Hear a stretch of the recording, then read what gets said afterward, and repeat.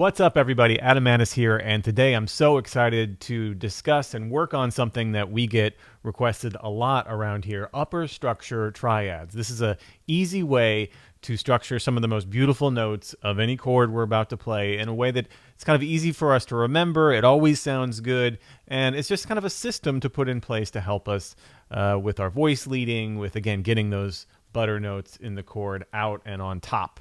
So before we get going here, some housekeeping. We are sponsored, as always, by Open Studio. You can go to openstudiojazz.com for more on everything. And we do have a PDF for today's guided practice session. I encourage you to download that for yourself so you can follow along. We do have a bit of a discount today on my course, Triad Pairs Bootcamp, which deals with some of what we're talking about here, so you can check that out, save a little money on that today. Okay, what are we talking about? We're talking about upper structure triads. It sounds very fancy, but it's really a very simple idea. So once we get above the 5th and the 7th of the chords, then we're kind of in the upper structure of the chords. You've heard about it: ninths, 11ths, 13ths, flat ninths, sharp 11ths, flat 13ths, altered notes. What are these things? So we can get into what they mean and how they work, but sometimes an easy way to just get in there is to put them in a triad, an upper structure triad that goes with the chord we're playing. It sounds complicated again, but it's really not. Here's an example of what an upper structure triad looks like. So we have a C7 here. This is a dominant chord with a flat 13 and a sharp 9. Now, we have just the very basics of the C7 here in our left hand, right? We have the root C, the 3rd E, the 7th B flat, right? Simple chord. Now, that's a bit boring. If we want to add some really beautiful and tense notes on top of this, we can add the sharp 9, flat 13, and the root on top. Now, notice that this structure is a triad. It's an A-flat triad. Now, this saves us some time. If we want this C flat 13 sharp 9 sound, we don't have to think about all the notes individually. We can just think A flat triad. That's what organizing these upper structures in triads is great for. It kind of saves us bandwidth for thinking about all the notes. We know that this A flat triad over C7 is always going to be that sound. So that's what we're dealing with here. That's what we want to work on. And I have a few examples, a few different levels, kind of the more less complex to more complex as we go along here. So let's get to it. Let's look at our very first level here. Level 1, this is the 5 triad. Now, if you don't know about this, I'm about to blow your mind a little bit, because this is a sound you've heard about 1 billion times, but you might not have known what's going on. So we have a 2-5-1 here in the key of F. We're going to work with a 2-5-1. It's great because we get to deal with a minor 7 chord. We get to deal with a dominant 7 chord, the 5 chord, and we get to deal with the major 7 chord, the 1 chord. So all of the upper structure triads here on this first level of a 2-5-1 are from the 5th of the chord we're on. So here in G minor, right, we have a D minor triad is our upper structure. Now, notice my G minor 7 voicing here, my G minor 9 voicing has a 10th in the left hand. Don't be scared of that. I'm going to show you here just below it how we can play tenths if you don't have huge hands and you can't reach these tenths. I get asked a lot about this. This is going to be a little something I'm going to couch here in this lesson of how to deal with tenths when you can't reach that far, because there's some great ways you can do this. Anyway, so here we have the root 7 3rd in our left hand, right? Just the very basics of a G minor 7 chord. The root G, the 7th F, and that 3rd D flat. Up above here we have a D minor triad. That D is the 5th of G, right? So just diatonically, the minor triad works great. Bam, there's a G minor 9. It's just beautiful. Now for our C9, this is something you're going to hear, you've heard just your whole life and you didn't even know it maybe. Here we have just the root and 3rd in our left hand, and because in our right hand we have this G minor triad, which includes the 7th. You know that sound? This G minor triad over a C7 is something that is so useful, especially when you see something like C9. You know, if you're reading a chart and it says C9, this is actually probably what the composer means, is some kind of that 5 minor triad over that dominant chord. Isn't it beautiful? It's very French sounding, you know, very Ravel, Debussy sounding. Then for our 1 chord, the major 7, we've got the root 6 and 3rd, not the 7th, but the 6 and 3rd here in our left hand. And again, don't worry about the 10th. I'll show you how to deal with that. And then in our right hand, again, the triad based off of the fifth, a C major triad. Again, you've probably heard this. Those upper structures. I'm arpeggiating it here because that's something you hear piano players do with these upper structure triads. You can use these for melodic content. They sound great.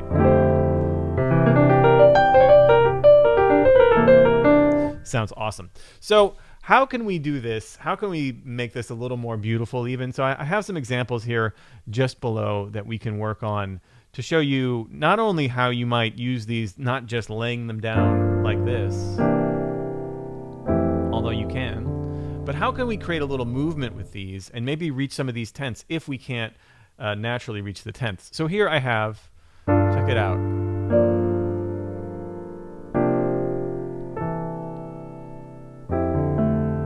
A little way that we can use the sustain pedal and roll things or grab things at different times that sound just beautiful using these upper structure triads as the basis. I even got some pedal markings for you. I don't think I've ever done that, but I just wanted to show you what I'm doing when I'm pedaling these things. So again, check this out. Now this stanza below here, this bottom stanza, is the exact same thing as the top stanza. We're just breaking everything up. We're adding also a couple of connecting notes there on top of the right hand.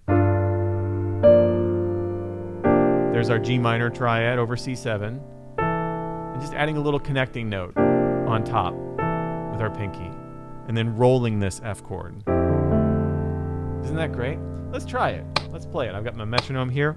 1, 2, 3, and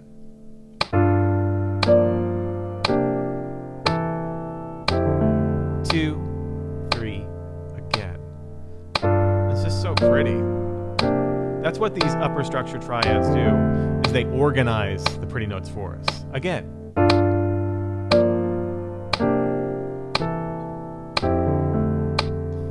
2, again.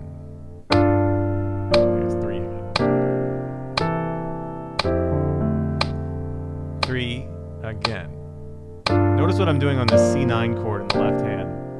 I'm delaying that third there. Again, last time.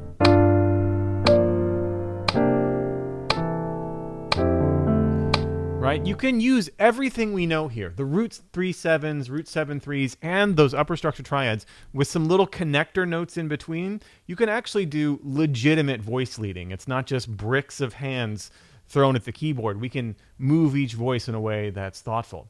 So here's our first level, the 5 triad. It is game changer. Now level 2, this might be a life changer here. This is not for the faint of heart, level 2, because this is the 13 machines. So these upper structure triads here on level 2, if you don't know these, this might be a little much. Are you ready?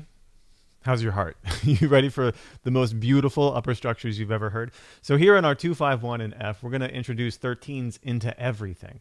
So our G minor 7, again, we use our basic G minor 7, root 7, 3 down here. And again, I'll tell you how to grab those 10s. In our right hand, we use an A minor triad. So we have the 13, the 9, and the 11. That's literally all of the pretty notes. That's the 9, 11, 13, all in one upper structure triad, all in this A minor. And I think about this all the time when I want to play like a minor 13 chord. I think of the root of the minor chord I'm on, and then I think of the minor triad a whole step above. So here, G minor, we can play the A minor triad. We get all those juicy notes. I'm gonna check it out. What? So this is our C7, sharp 11, flat 9. It's an F sharp minor triad. It gives us everything. It gives us the flat 9, it gives us the sharp 11, and it gives us, again, the 13. Again, the 9, 11, and 13 are all in here. It's all the good stuff. This is such a beautiful altered chord here, altered dominant chord here. And then for our tonic chord, we're going to go to a major 13, sharp 11. That's F, E, A, right? The root 7, 3, and then the 13, 9, and sharp 11. Again, all of those pretty notes here. Man.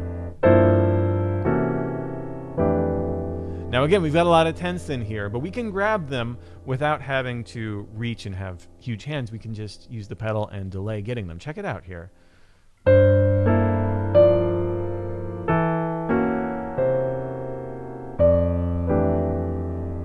that great? So again, you're going to hear some voice leading. I'm not hitting all of the notes of the chords at the same time. I'm delaying some of them, and I'm using some connector notes on top. Like I don't hit the root of that C7 till beat 4 there, but my hand is in the position, you know. And then I can use that sustain pedal to grab the root low and then hit that upper 10th. Let's try our example here on that bottom stanza. 2, 3, and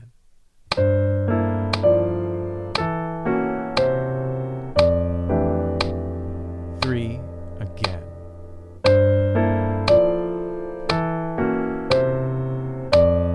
2, 3 again.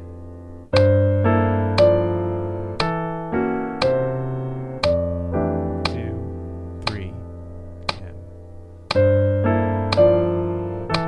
Just beautiful. Last time, 3 again.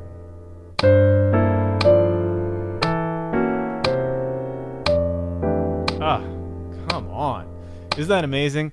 That might be life-changing for some of you. It was for me, getting all of those upper structures into one organized way of thinking about it, right? That triad. Okay, we have one more level here. This is a really fun one.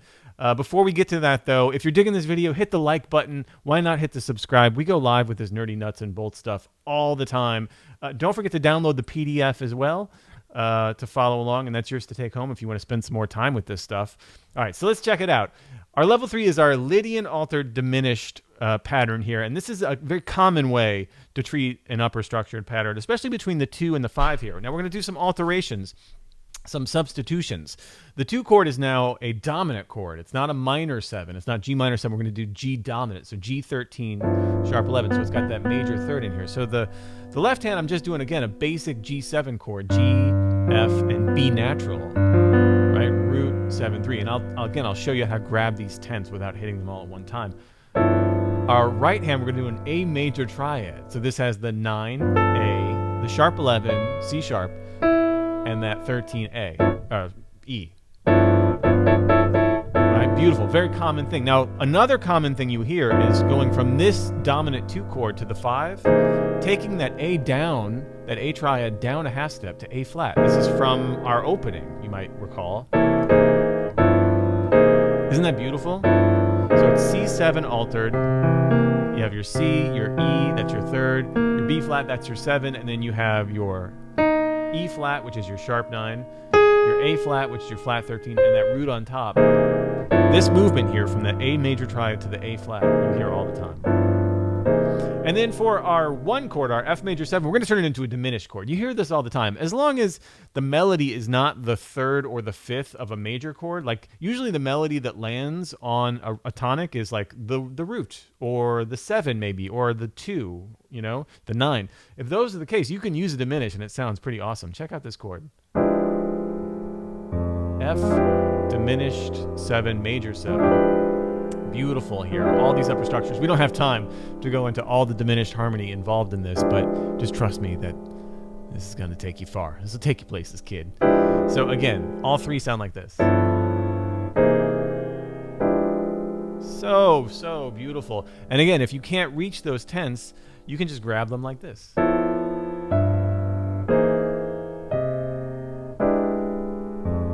check it out. Here we have just that 7th and 3rd and the triad, that upper structure triad. Then we're going to grab the root using the pedal and use a little connector note, really just part of the triad. Right? Oh, isn't that beautiful? And then for our F diminished major 7 here, I'm going to do that E triad, but I'm also going to double the D. I'm going to put it on top just for voice leading purposes. So we get this in the melody. And then we're going to grab the root low. So the whole thing sounds like this. Let's try it. 2, 3, and. Beautiful. 2, 3, again.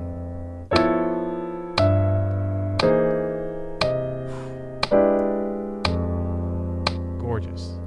And.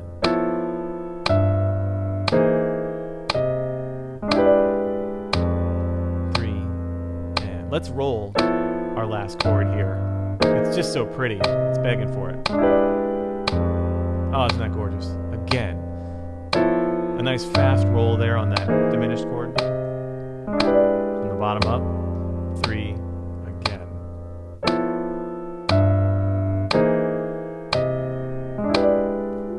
Last time. 3 again.